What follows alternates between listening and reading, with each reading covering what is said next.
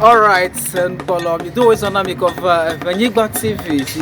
Afianya Agbagã Nyamekuku, Agbagã talk show, all in one talk show. That Agbagã Nyamekuku the Ghana card, but that was me be a gentleman, and you pahaji, Niakamo told like a Ghana card, woman, Ali Okafi Kwe, Equal Makua, Taya, Niabia. That was on cover Ewenyigba TV. Ghana card or more over to come and view the sun and then for 16 years. Coina, I'm a sample about Ghana card. It's what Ghana card here. Okay, but that's one now. First of all, my brother Ghana card, Ewenyigba is 2020. Yoga must have no work for Ghana card. Can we follow Ghana card? Then you are not about what they are over 2020. Okay, 2020. I mean, you never war. Never Ghana card. Can me a few more population a few many am over 100 plus. Tap me a few 3 o'clock, 3 a.m. Level for my mama. Me a few many am a vino of more. I'm going on, and my matter one water on your Bomata, Magboju, Maba, Adadi. Ta come over another day, still population galley. Tamaboji divine about the person never anybody near Nata or Nato.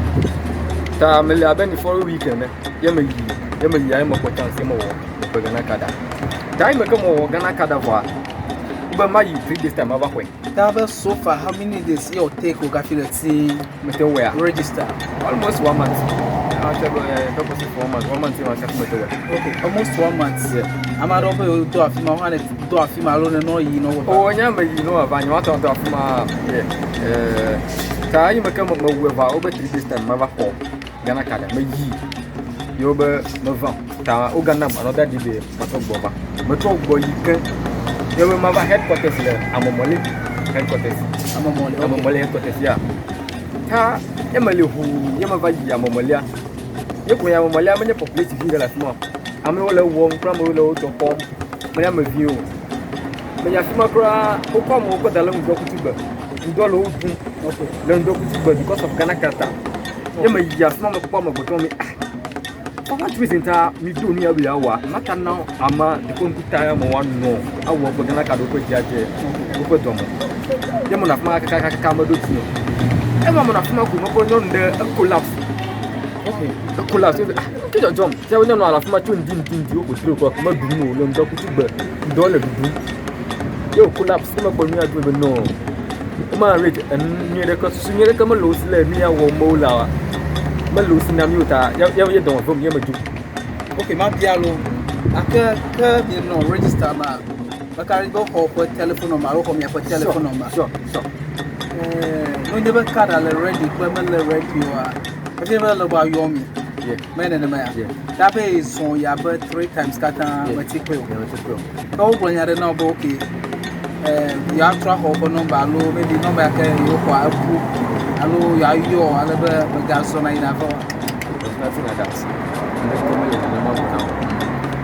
Okay, no, if you have a lucky grammar, I'm not bribe and mathematical. So far, I'm all kind of bribe after 1 year because my life, my friend, uncle, the cover of and now 100 cities are to work with an color. Okay, now 100 quarter per I will go bribe for bribe. You never get your Ghana card easily. That allowed to work bribe, cap your Ghana card. No, I didn't because government are careful. Sure, that was 2019. Yeah, now no never did work for Lama Salmon. I don't have a mother and a bride. I valid a little Ghana, never Ghana, say your photography. But a few money I can do more never see a ballot.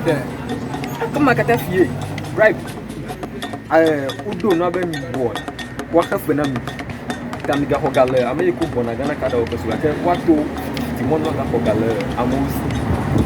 No, never a bubble for Galama or Sia. Kenya can't get 100 people at that moment. I don't think oh, well, allowed to or bribe was Mele allowed attack me when I got some of them, yes, you can not go about a stop on mom. I'm a teacher, what to stop on mom.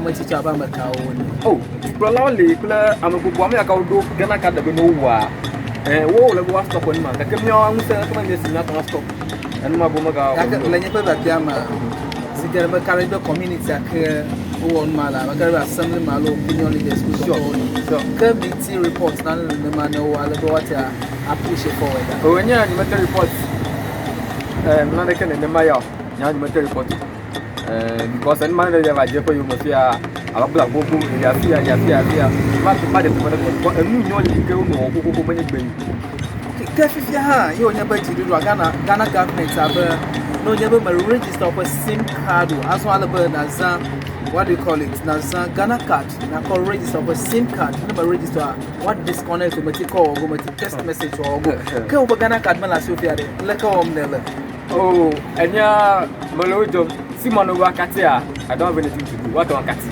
you know wakati ha na MTN zana le you can get it then the katia you lose many of your customers. Okay, let me can I look at contact your kind of put and go maybe because of business. Yeah. Maybe a madam Lafi can law. Element away all the way from maybe America, UK, South Africa, low, Accra, Pado. Can Melafima Hanguma?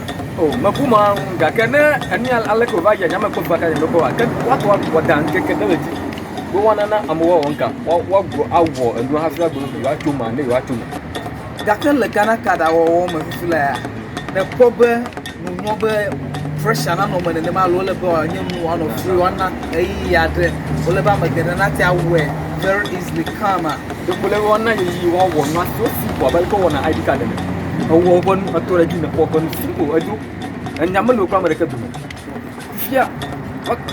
That is the annual Loma, Suzuki and Anna, maybe leaders swallow American.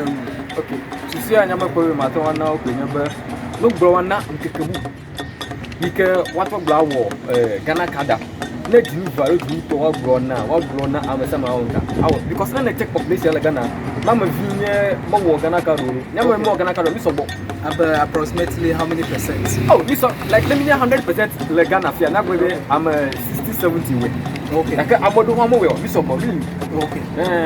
That to me got the program got here ya no Ghana card for ya that no pola pena mi be le de kan plan le Ewenyigba TV ko yin Christian and diabalo service aga mi jagwa mi ile mi for Facebook ya like ya page that is TV Ewenyigba mi ile YouTube TV Ewenyigba Twitter TV Ewenyigba LinkedIn TV Ewenyigba tam jagwa apena mi ma wona no include me